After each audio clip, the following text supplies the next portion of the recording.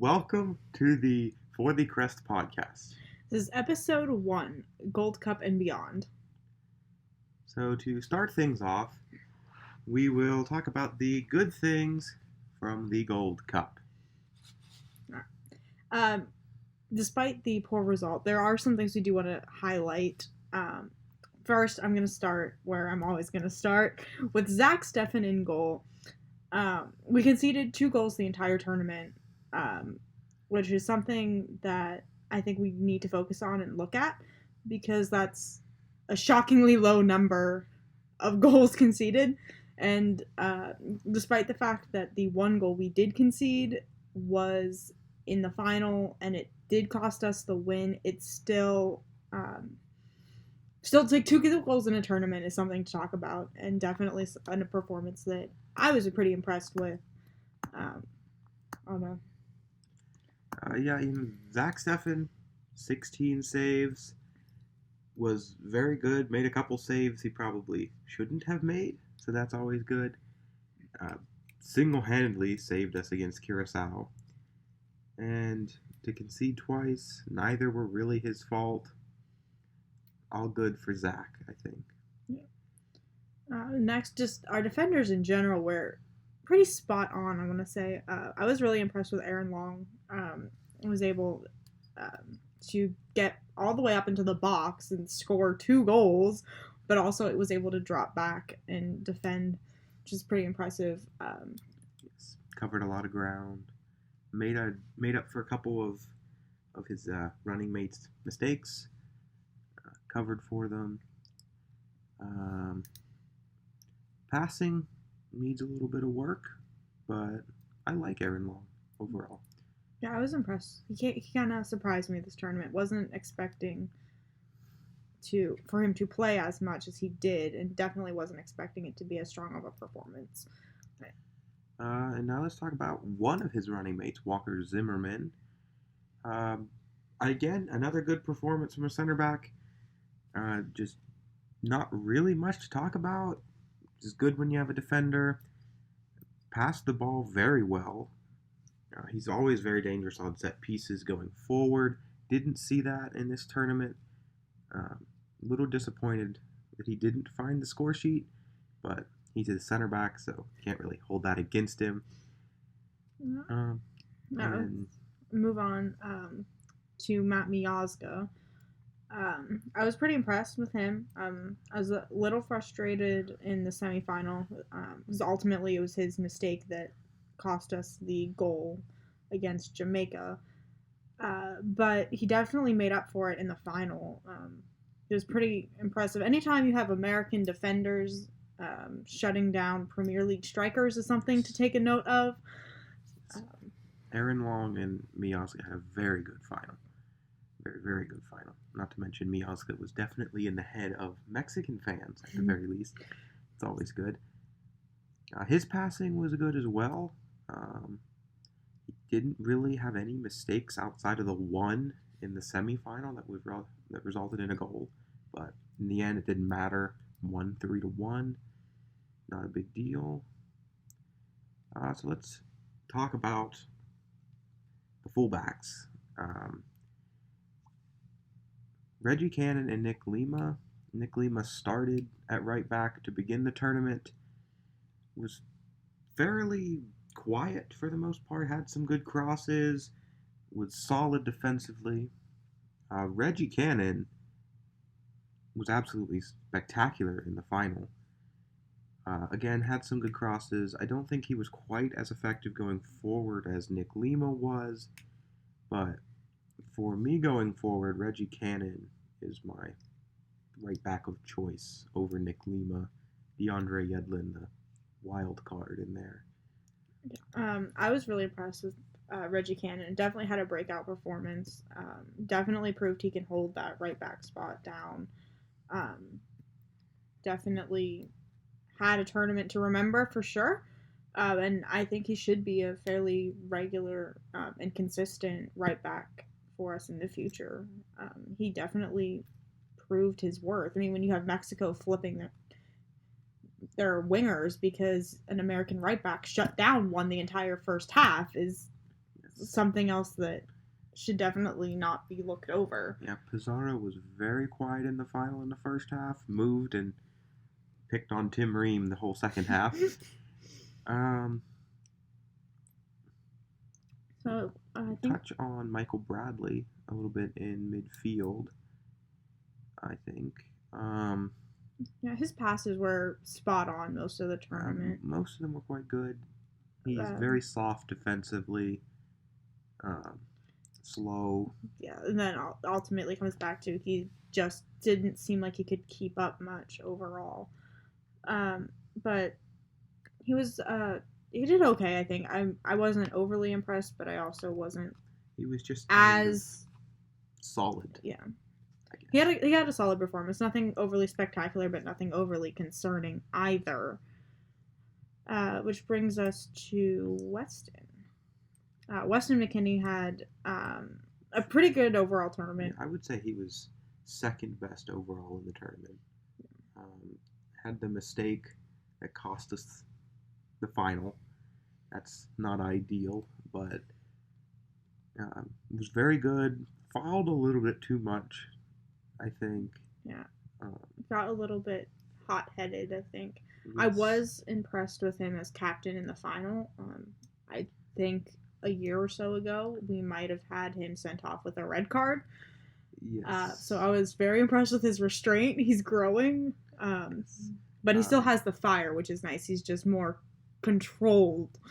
Controlled burn rather than an explosion. Yeah.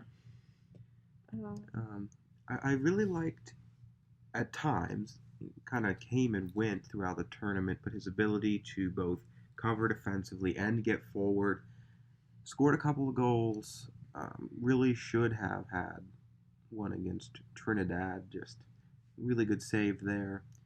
And then defensively, he tracked back really well for the most part. Yeah, just a typical Weston McKennie type performance. Yeah. Well, now we're on to the man of the tournament for me. Definitely Christian Pulisic. He had 3 goals and 3 assists throughout the tournament. I've said this on Twitter, and I'm gonna say this again. I think he really carried the team through the entire tournament. Just not only from a leadership perspective, but on the pitch as well. He was always out there attacking, always out there embarrassing defenders. Led the team in goals and assists. He proved his worth. Clearly, the U.S. is only going to go as far as he can carry them, at least for the foreseeable future. Yeah, there's not really much to say. He was just consistently our most dangerous player. He would disappear at times in the middle of matches, but it always seemed like he would come out with the last laugh somewhere along the way. Was really the only player that was dangerous consistently in the final. Most of his teammates kind of disappeared under the pressure. He at least showed up for most of it. So next on the list for our highs from the Gold Cup in terms of players would be Mr. Tyler Boyd. The new kid. Then yes, he ended the tournament with 2 goals, so definitely not something to overlook. Yes. My big question with him was he was playing really well in the group stage, and then he did have a shaky match against Curacao, but so did most of the rest of the team, and then he just disappeared. He didn't play in the semi or the final, and I don't know knock or what, but it's definitely concerning that he just disappeared. His 2 goals were both in the first match. He didn't get on the score sheet after that, but he was still dangerous. But I think it's pretty good overall. This is his first international tournament. For the most part, it's his first international play outside of a couple matches with New Zealand before he switched. So it's going to take some time to get up to speed. And then, in addition, just being new to the U.S. Federation in general, I would like to see more of him in the future. Yes, definitely. His passing and ball service was phenomenal. It was a little frustrating at times because it seemed like the attackers and the strikers could not get on the end of his service, and he was playing in Yeah. these beautiful balls. So I definitely think he was robbed of a few assists Yes. throughout this tournament. His set piece distribution, especially outside of Pulisic, I don't really think there's anyone on the team that can deliver corners or free kicks indirectly. And I thought he was very good at that, potentially even better than Pulisic at times. Didn't end up getting anything out of them, but it's not really his fault. Yeah.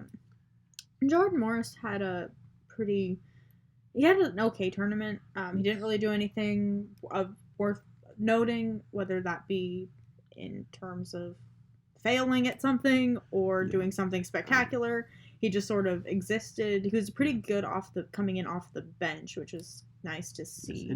He had one good match again, like Tyler Boyd, coming off the bench to replace Tyler Boyd against Trinidad. Picked up 2 assists. Looked very good, and then in the Jamaica semifinal, did have a shot on target that Pulisic scored the rebound on. So kind of an honorary assist there for him. But ultimately, I just don't think he really was a particularly promising looking player. Had some moments, but I wasn't overly impressed with him.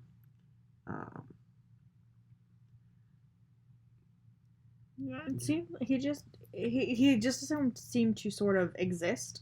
Yeah, and then he disappeared really badly in the final. He kind of thrives on open space and being able to use his pace. Doesn't have a lot of tricks on the dribble or doesn't have an exceptional shot. He can pick a pass occasionally, but he's not really great at that. So when he doesn't have that wide open space to run into, he doesn't really do very well. Mexico kept that to a minimum, and he basically disappeared. Paul Arriola, for me, was the best overall winger for the tournament. Played the most minutes of the wingers and combined well with Pulisic. Did pick up a couple goals, and he had an assist. He tracked back well defensively, but again, like Jordan Morris, I just don't think he has the skill set on the dribble or with his shooting and passing to really open up games against higher level opponents. He disappeared in the final as well. Yeah, it seemed like you definitely see the class difference between a Pulisic and a Jordan Morris and a Paul Arriola in the final. Yeah, he definitely seemed to kind of fall off as the pressure increased, especially in the final against Mexico, which is always going to have pressure, whether it's B team against B team, A team against B team, whatever it is. It's always because of the rivalry. There's always going to be that pressure there, and he definitely seemed to crack under that. And that leaves us with Josie Altidore and Joshy Zardes.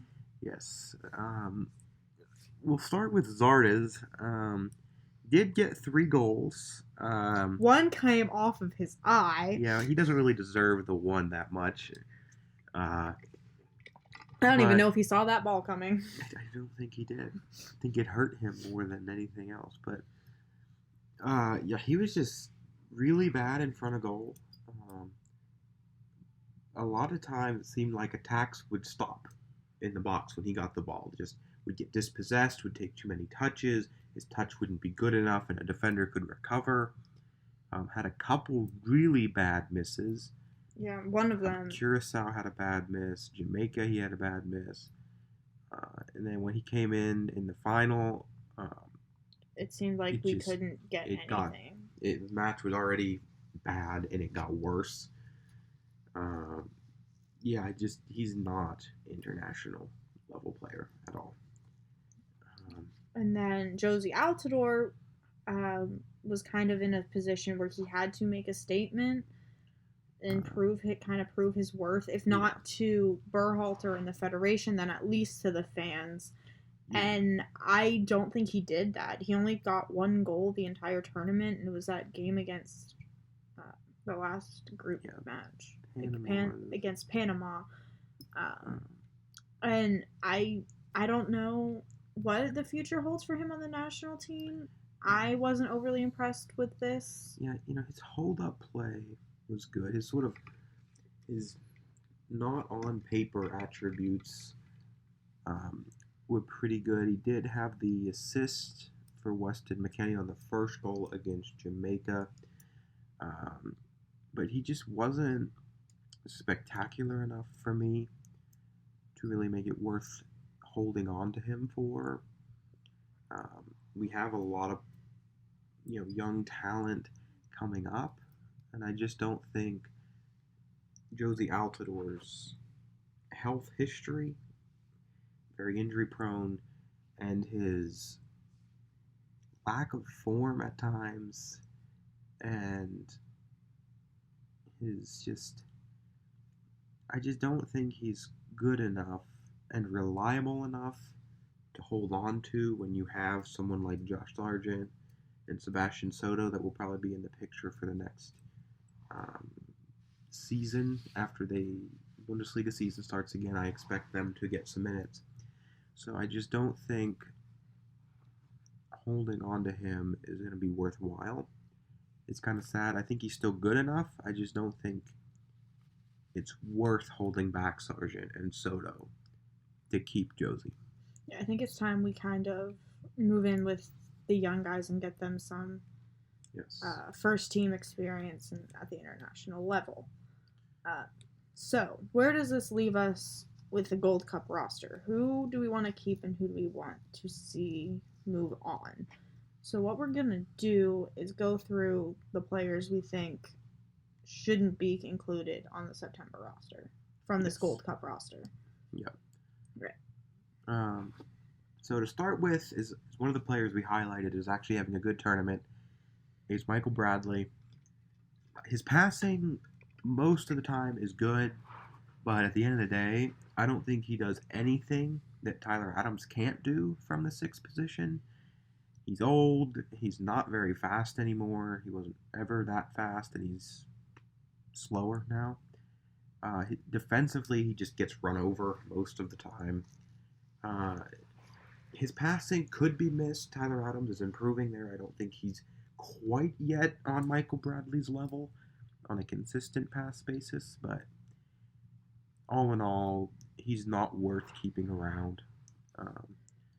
Yeah, I think he's just kind of aged out of the Right. national team picture.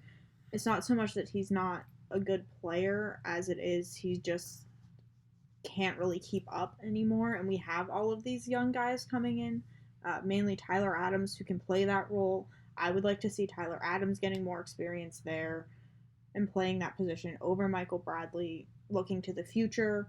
Obviously, everything now comes about qualifying for 2022. Bradley is not going to be in the picture in 2022, so I'd like to see Tyler Adams getting that experience now so that when it comes time for qualifying, he's already used to playing that position. He's had the experience, so there's no question marks going into qualifying for that. Yeah, and then another guy we don't really want to see back is Will Trapp. Essentially the same player as Bradley, but just a little bit worse in pretty much every way. He is younger, but he's not good defensively. He's slow. He does pass well if he has the time, but if players press him, he just loses possession, and we get scored on. Yeah, and then it kind of comes back to again, anything Will Trapp can do, Tyler Adams can do it, way better. Probably do it a lot better. So next up is probably the most controversial inclusion on our list. We kind of already talked about it. It's Josie Altidore. Just with his injury prone, again, it comes back to age as well. I think it's just age wise, he could still be around for the 2022 World Cup, but I don't want to rely on him being healthy because history tells us he won't be healthy. And then we have Sebastian Soto at Hanover, who should be getting second Bundesliga minutes. And we have Josh Sargent with Werder Bremen. He should be getting Bundesliga minutes this season. I think both of them together are the future of the striker pool, and really probably should be the present at this point. What you're losing with Josie, I don't think really outweighs the benefits of what you gain by bringing Soto and Sargent into the picture. Yeah. And then some others. We have Omar Gonzalez not coming back. Yeah, he's old, slow, sloppy. Just causes a lot of problems in the back line. Definitely a liability. I don't think we need to carry him going into 2022 qualifying. I'm really hopeful he was only called up because John Brooks was injured. I think that probably will be the case since he didn't really play much in the Gold Cup. Just played that one match where we rotated the starters out. And then we have a few players that are kind of in the same situation, which we're going to kind of just clump together here, is Daniel Lovitz, Jordan Morris, and Christian Roldan. All three of them are consistent starters in MLS, and they're decent. But being decent in MLS does not make you an international caliber player, and all three of them just are outclassed by the opponents that we play internationally. Especially when we played Mexico, Jordan Morris and Roldan just looked completely lost for the most part. Lovitz only got a few minutes at the end, and I just don't see the benefit of carrying them anymore. Yeah. Joshy Zardes as well. Again, it kind of comes back to the same thing with Josie. There's nothing that Sebastian Soto and Josh Sargent can do that Joshy Zardes can do. Though I think it's better to carry them. Again, looking at into 2022, those would be our two, as of right now, probably top strikers for a 2022 World Cup. I think we need to start playing them, getting them used to the system, getting them ready so that when we come to qualify, they know what they're doing. They're not put on the spot. And then Zardes also is just having a shaky tournament. Bad misses, kind of like what we were saying earlier. I don't think he's an international caliber player. Right. So I think it's time we move on from that and look at our young players who are already playing in Germany. Yeah. So then a couple of younger guys who I don't necessarily want to rule out forever, but at least for the near future, Djordje Mihailovic and Jonathan Lewis, I think, should be left off. Mihailovic just does not see the field well at all. He doesn't dribble particularly well. His finished product in the final third isn't very good. And defensively, I just don't think he's strong enough. And then Jonathan Lewis, I kind of like him as a prospect, but he's nowhere near an international level player at this point. He's still young, so there's still time to develop, and there's potential there, but I just don't think he should be called up. Personally, I think it would have been better for his development to have been left off of the Gold Cup roster, right, and to remain with his club where he would be getting more minutes than he got in the Gold Cup. Because he didn't even play a total of 90 minutes throughout the entire tournament. So yeah, he just got a transfer to Colorado from NYCFC. Was finally actually playing. He was starting to really mesh with that team, and he was starting to score goals and look good, but then we took him and he basically just rode the bench. I don't think that was beneficial for him. And then the final player we want to leave off is Tim Ream. Honestly, at this point, Tim Ream is playing left back, and I don't really think Berhalter sees much in him. I think it's just a stopgap until some of the younger left back prospects come up. Yeah. That's what I'm hoping anyway. But Yeah. The unfortunate thing is yeah, some he's of our just young left back prospects are really young, yeah. so we might have to keep carrying him for a while.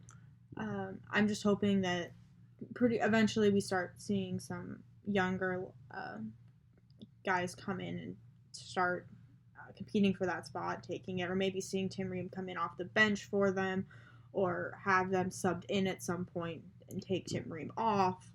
Um, Yeah. so he's kind of I'd say the most shaky of the outs because at this point we almost kind of still need him for Yeah, a we while. don't really have a good replacement yet. Yeah, so we kind of he's the one we kind of still have to carry, but he's doesn't. Yeah. He's not necessarily a strong point on the team. So that leads us into the players we want to see added to the roster for the September camp. Right, and we already touched on a couple of them in Sebastian Soto and Josh Sargent. Sargent, for me, is the best striker prospect we may have ever had. His hold-up play is spectacular. He's clinical in front of goal. And he should, again, be playing in the Bundesliga for Werder Bremen. Now that Max Kruse has left, leaves a lot of minutes for the striker position that need to be filled. Hopefully Sargent gets a crack at that. Soto should be playing for Hanover. Both of them Sebastian are good Soto's prospects. yeah, Sebastian Soto's having an excellent preseason. Yeah, had a great U20 World Cup. Yeah. So then the next up I want to talk about is Tyler Adams.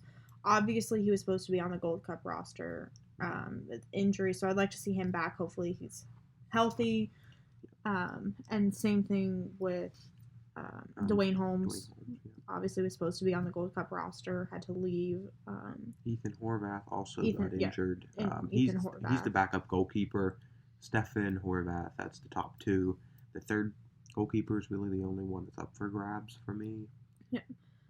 So then people to include that, other people that include that weren't ever on the roster. For me, the biggest name for me is Paxton Pomykal. Now, there is a rumored U23 Olympic camp that I believe is going to be during the September window if it actually happens. If it does, then a lot of these young players will be at that rather than the senior team. But at this point, I would put Paxton on the senior team. He's been spectacular in midfield for FC Dallas. Had a very good U20 World Cup. He's just been really good, and he would play sort of the same position as Pulisic or McKennie in the 10 role. If we do bring him in, it could move Pulisic to the wing, or he could be a relief player for Pulisic toward the end of a match to start with. But yeah, he's just been really good. And then we'd also like to see Chris Gloucester brought in. Again, he's a left back, and we need a left back. So I'd like to see him brought in. I think he's playing pretty good. He should be getting some second Bundesliga minutes. Yeah. So that'd also be an asset. Yeah. Had a very good U20 World Cup as well. Playing left back, and yeah, I mean, he's been rumored to be moving to PSV, I believe. Potentially, I don't think that's actually going to happen. Seems pretty far off on price. So hopefully he will be getting minutes with Hanover this season. That brings us to Timothy Weah. He has played some for the senior team. He was at the U20 World Cup. Otherwise, he would have probably been with the Gold Cup team. He's one of the better forward prospects we have at the moment. He's fast. He can score goals. He's fairly skillful. Has a killer first touch. He does struggle a little bit beating players 1v1, but I think that's more of a development thing. Yeah, I'm hoping he gets minutes. He just moved to Lille in League One in France from PSG, so I'm hoping he gets more minutes with them than he was able to get with Celtic and PSG this past season. And then a couple of more under-the-radar players that I would like to see brought in. To start with is Jackson Ewell. He plays in MLS, and he's been playing as the six, and he was brought in, I believe, for the Jamaica friendly, and he did play fairly well in that, even though we did lose. But I think he is a great understudy for Tyler Adams. Can be someone who really can learn from what Adams um, has done, and he's still raw, still has some work to do, but his passing is good. He's good defensively. Um, all in all, he's better than Bradley and Trapp at the six, so I would rather see him. And then we have Jonathan Amon, the winger. He's very fast, but very raw. He can play a pass. He does have the ability to go for goal. He's not great yet. He's really good 1v1 on the dribble. I would really like to see him get maybe a 10-15 minute spell at the end of a match when fullback is tired. Let the really fast guy run at him, see if he can keep up. Um, yeah. So now let's go over the overall September roster we would like to see. Starting with the goalkeepers. Yeah. For goalkeepers, we would like to carry Zach Steffen, Ethan Horvath, and Sean Johnson. Sean Johnson kind of being the up in the air one. We need a third goalkeeper. Sean Johnson obviously was the backup for this one, played the Panama match and did a pretty good job. So that's why we put Sean Johnson as the third. And then for defenders, at right back, I have Reggie Cannon, kind of penciled in as my starter. With Nick Lima uh, as the other right back, he can also play left back. He's versatile. And then the center backs have Miazga, John Brooks, Aaron Long, and Walker Zimmerman. Basically, that's the Gold Cup center backs, but taking out Omar Gonzalez, putting in John Brooks. John Brooks is definitely the best defender we have at the moment. And then for left backs, Chris Gloucester and Tim Ream. Again, Tim Ream is only there because we really don't have another left back. For me, Nick Lima is kind of the backup for both right back and left back, but he can't obviously play both at the same time, so you need a backup left back as well. In the midfield, we're obviously going to have Weston McKennie, Tyler Adams, and Christian Pulisic. And then we had Dwayne Holmes, Paxton Pomykal, Tim Weah for our wing, Tyler Boyd on the wing, Paul Ariola for a wing, and Jonathan Amon for a wing. Yes, and then we also have Jackson Ewell to back up Tyler Adams. And then at the striker position, Sebastian Soto, Josh Sargent, already touched on those two. So the overall starting 11 with that roster for me is Zach Steffen in goal, Chris Gloucester, John Brooks, Aaron Long, and Reggie Cannon across the back line. Adams, McKennie, and Pulisic in midfield. Tim Weah, Tyler Boyd, and Josh Sargent up top. For me, that is a very strong lineup. I think that would have beat Mexico. I definitely, if that lineup wouldn't have beaten Mexico, it definitely would have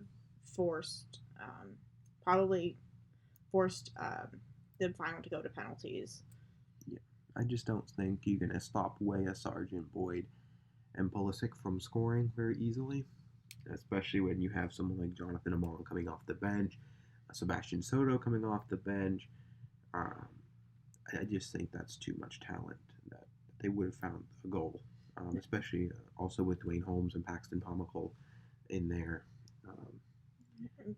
The question I would have with that is just how some of the young guys would have performed under that pressure. Right. Ultimately, we'll never know. But I definitely think that's the strongest lineup we can put out right now.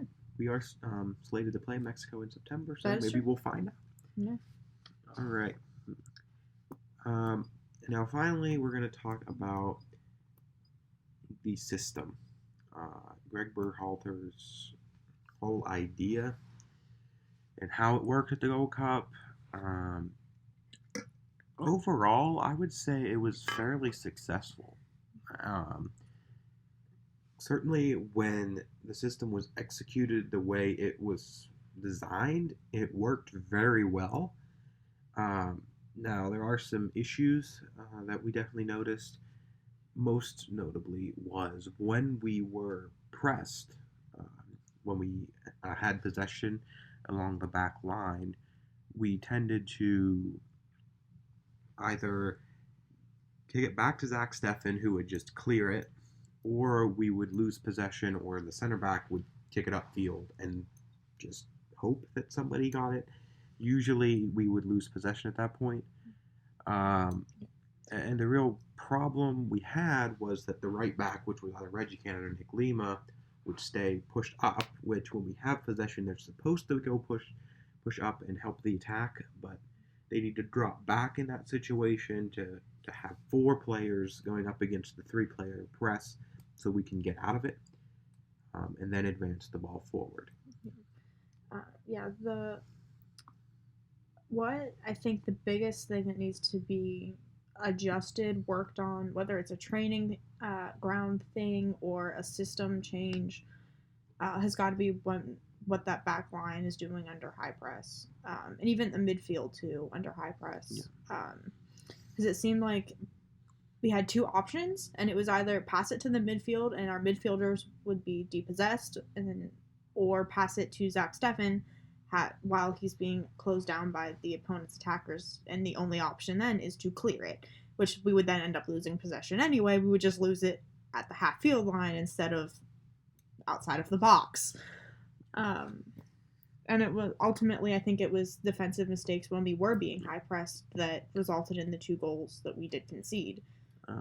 So we just need to be giveaways in midfield on those. Yeah, we just need to be stronger in high press situations, and I don't know if that's if it just needs to be worked more, if it's people weren't dropping back far enough, or if it's a combination of all of it. That's the big glaring error for me. I think just through time we'll get the refinement. Players will know where their teammates are going to be when they have the ball, so that they can pass it without having to actually see them. They can just pass more quickly. And then the other thing is that we need to, at times, play more direct. I think at times we look to stick to the system and hold possession rather than just getting it downfield and trying to score goals at times. I think if we had played more direct, would have created a few more opportunities. Instead, we would pass it along the back line and work our way forward. And it allowed the opponent's defense to adjust and recover. But overall, I think the system wasn't a total failure. It wasn't a great success. Definitely, Greg is going to need to go back and make some adjustments. But also, you have to remember that a lot of these players are, at least for us, not really international level players. Yeah, they're, I would say probably about half of the players on the roster are players that we don't think should be called up again, or should be called up in a far less substantial role than what they were for the Gold Cup. So that also needs to be taken into account, because obviously this Gold Cup team, from our perspective, wasn't the top choice lineup at all for the U.S. It wasn't the A team. Yeah, and part of that's injuries, and part of that is that the A team is still quite young. Yeah, some of them developing. And some of them were at the U20 World Cup. Yeah. And having some pretty standout performances there. So where this leaves us now, so things we want to look for in the 2019-2020 club season. To start with, we mentioned this several times at this point, is Sebastian Soto and Chris Gloucester at Hanover. They should both be fairly significant pieces Um, in the second Bundesliga this year, Hanover's going to be fighting to get promoted back to the Bundesliga, and I would imagine they'll get significant minutes, Yeah. which will be good. And then obviously we have Serginho Dest from the U20 World Cup. He is trying to break into the Ajax first team.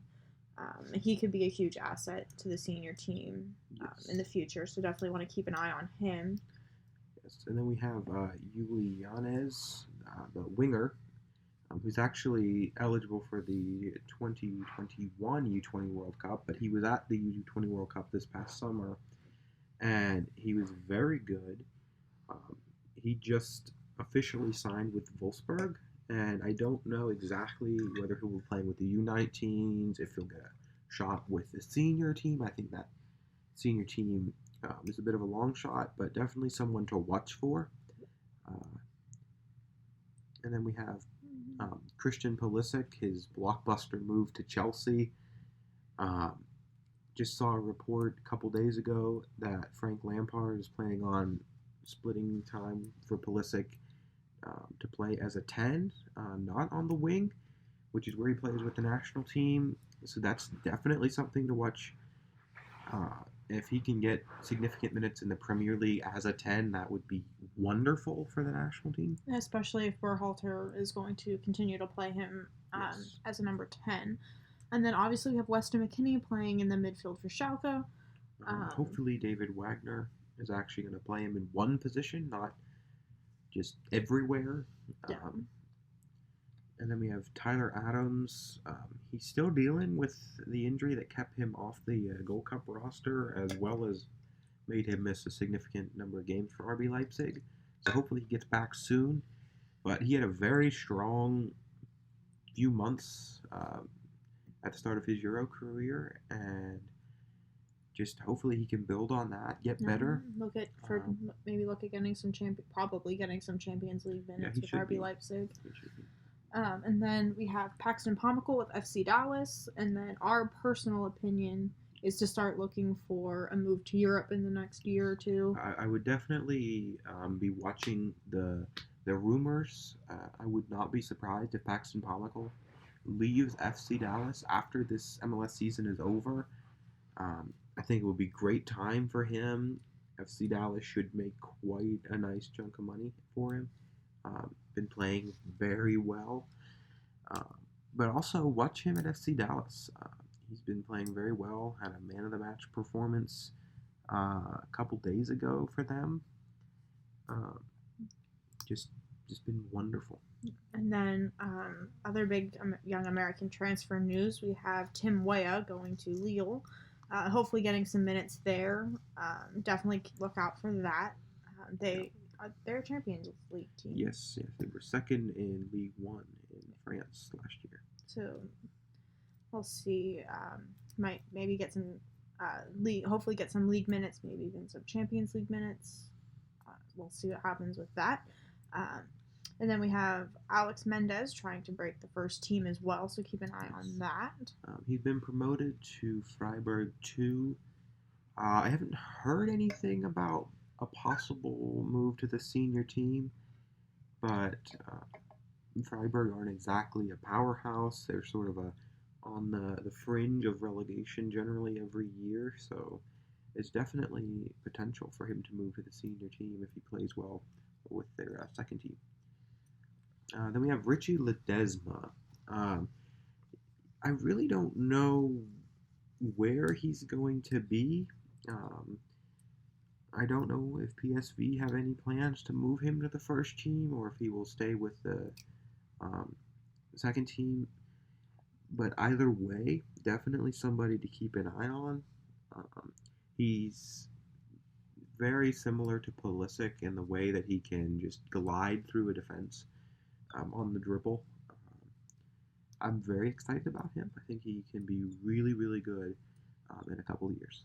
Yeah, definitely a young star to keep an eye out. Don't foresee necessarily a senior national team break but in the near future, but definitely the Olympic team could definitely be an option for him.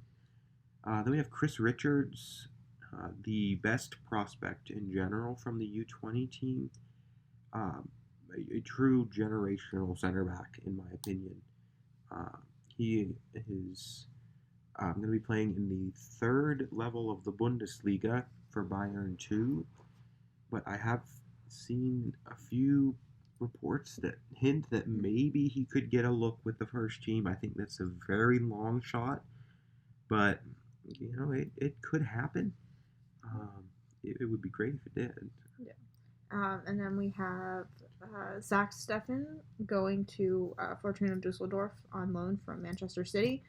That'll be his first time back in Europe since for the past few years. When he was in Europe last time, it didn't work out. So it'll be interesting to see what happens with that. Um, I'm excited for it. Should be good. Definitely get more of a challenge than what he was getting with Columbus in the MLS. And then lastly, we have Gio Reyna just officially signed with Dortmund. He's actually U17 player, so watch him at the U17 World Cup this fall. Uh, but he should be with Dortmund's U19s, and a lot of people, me included, believe that he's actually better right now than Pulisic was at this point. Um, I don't think he's going to make the first team this year, but next year, definitely a possibility. He's a very very good player. Uh, Look out for him.